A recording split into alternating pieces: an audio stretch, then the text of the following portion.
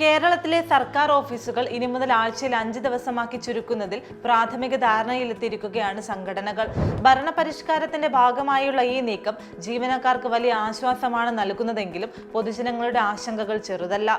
നിലവിൽ 6 പ്രവൃത്തി ദിവസങ്ങൾ ഉണ്ടായിട്ടും സംസ്ഥാനത്ത് ഫയൽ തീർപ്പാക്കൽ നിരക്ക് വെറും 30% താഴെയാണ്.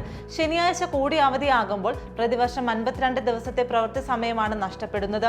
നഷ്ടപ്പെടുന്ന മണിക്കൂറുകൾ മറ്റ് ദിവസങ്ങളിൽ നികത്തുമെന്ന് സർക്കാർ പറയുന്നുണ്ട്. 30 വർഷം പഴക്കമുള്ള സ്റ്റാഫ് പാറ്റേൺ നിലനിൽക്കുന്ന വില്ലേജ് ഓഫീസുകളിലും മറ്റും ഇത് അപ്രായോഗികമാകാനാണ് സാധ്യത.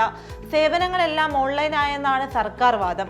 എന്നാൽ എല്ലാ ഓഫീസുകളിലും ഈ നിലവാരത്തിലേക്ക് ഉയർന്നിട്ടുണ്ടോ? ഫീൽഡ് പരിശോധനകൾക്കും നേരിട്ടുള്ള നടപടികൾക്കും ഉദ്യോഗസ്ഥരുടെ സാന്നിധ്യം ഇന്നും അനിവാര്യമാണ്.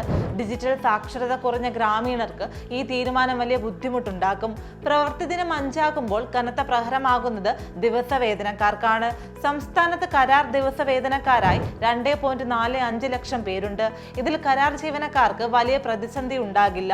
പ്രവൃത്തി ദിനങ്ങൾക്കനുസരിച്ച് വേതനം കിട്ടുന്നവർക്ക് ജോലി സമയം കൂടുമെന്ന് മാത്രമല്ല, ഒരു ദിവസത്തെ വേതനം നഷ്ടപ്പെടുകയും ചെയ്യും. 1.5 ലക്ഷത്തോളം ദിവസവേതനക്കാരാണ് സംസ്ഥാനത്തുള്ളത്. പ്രവൃത്തി ദിനം 5 കുറയുമ്പോൾ ആഴ്ചയിലെ പ്രവൃത്തി ദിനങ്ങളിൽ ഉണ്ടാവുന്ന കുറവ് മറ്റ് ദിവസങ്ങളിൽ ഉൾക്കൊള്ളിക്കണമെന്നാണ് നിർദ്ദേശം.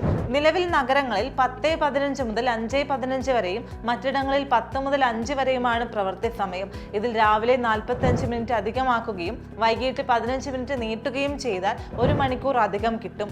ഉച്ചയൂണിനുള്ള ഇടവേളയിൽ നിന്ന് 15 മിനിറ്റ് കുറച്ചാൽ മൊത്തം 1 മണിക്കൂർ 15 മിനിറ്റ് അധികം ലഭിക്കും. ഇങ്ങനെ സമയം ക്രമീകരിക്കാമെന്നാണ് നിലവിലെ നിർദ്ദേശം. പ്രവൃത്തി സമയം പുനഃക്രമീകരിച്ചുകൊണ്ട് ശനിയാഴ്ചകൾ അവധിയാക്കുന്നത് ഉദ്യോഗസ്ഥർക്ക് ആശ്വാസകരമാണെങ്കിലും ഇത് വെറുമൊരു സമയമാറ്റമായി മാത്രം ഒതുങ്ങരുത്. ഓൺലൈൻ സേവനങ്ങളുടെ ഗുണനിലവാരം ഉറപ്പുവരുത്തുക എന്നതിനോടൊപ്പം തന്നെ ഒരു ദിവസം നഷ്ടപ്പെടുന്നത് വഴി വരുമാനം കുറയുന്ന ലക്ഷക്കണക്കിന് ദിവസവേതനക്കാരുടെ കണ്ണീരും സർക്കാർ കണക്കിലെടുക്കേണ്ടതുണ്ട്.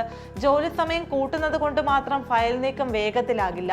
മറിച്ച് കാലഹരണപ്പെട്ട സ്റ്റാഫ് പാറ്റേൺ പരിഷ്കരിക്കുകയും ഫയലുകൾ തീർപ്പാക്കുന്നതിൽ കൂടുതൽ കൃത്യത കൊണ്ടുവരികയും ചെയ്യുമ്പോൾ ഈ പരിഷ്കാരം അതിന്റെ യഥാർത്ഥ ലക്ഷ്യം കാണുകയുള്ളൂ. പൊതുജനങ്ങളെയും താഴെത്തട്ടിലെ ജീവനക്കാരെയും ചേർത്ത് പിടിച്ചുകൊണ്ടുള്ള ഒരു പ്രായോഗിക സമീപനമാണ് ഈ മാറ്റത്തിൽ ഉണ്ടാകേണ്ടത്.